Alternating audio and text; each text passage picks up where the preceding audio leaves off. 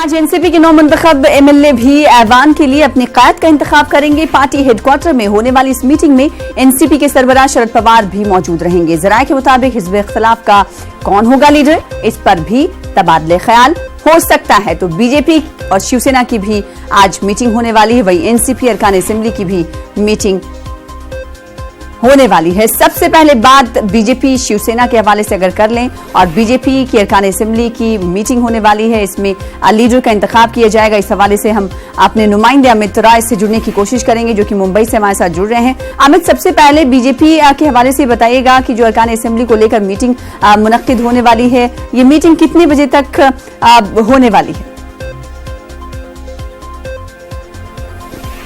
आज का दिन महाराष्ट्र की राजनीति में बहुत ही महत्वपूर्ण दिन माना जा रहा है। आज बीजेपी विधायक दल की बैठक है। 1 बजे से ये बैठक शुरू होगी और ये बैठक विधान भवन में होगी।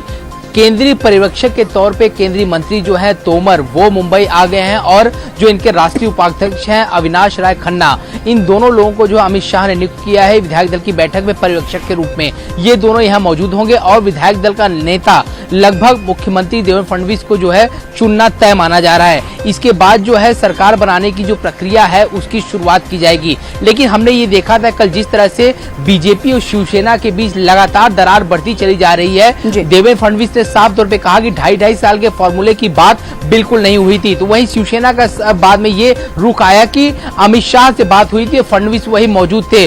उसके बाद हमने देखा कि शिवसेना ने एक जो है वीडियो क्लिप जो है वो जारी की, जब नवंबर में लोकसभा चुनाव के पहले फरवरी में जब युति हुई थी बीजेपी शिवसेना के बीच, तब एक प्रेस कॉन्फ्रेंस हुई थी एक होटल में, जहां पे अमित शाह, उद्धव ठाकरे और देवेंद्र फडणवीस बैठे हुए थे। उस प्रेस कॉन्फ्रेंस में देवेंद्र फडणवीस साफ तौर पे कहा था, जब हमारी सरकार आएगी तो बराबर मान सम्मान के साथ जो है चीजें होंगी, यानी पद भी मान सम्मान के साथ मिलेगा और बराबर का पद मिलेगा।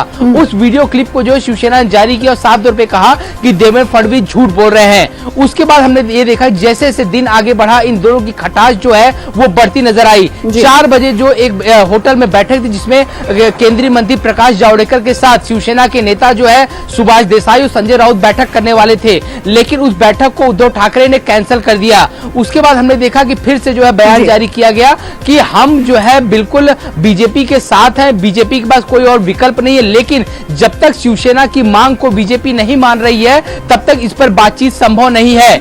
उसके बाद हमने आज सुबह देखा तो संजय राउत का एक बयान जो है सामने आया।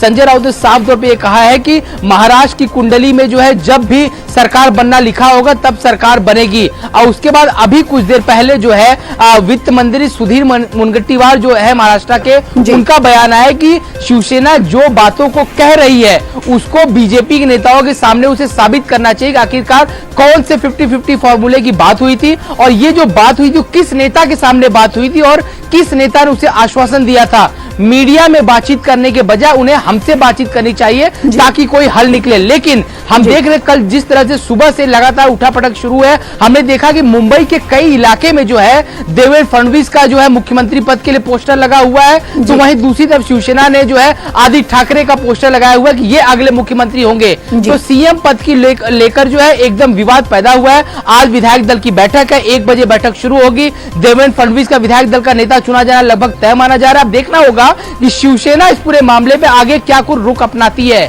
जी, इस हवाले से मजीद अपडेट आपसे लेते रहेंगे। बेहद शुक्रिया अमित, हमारे साथ जुड़ने के लिए और तफसीलात देने के लिए। फिलहाल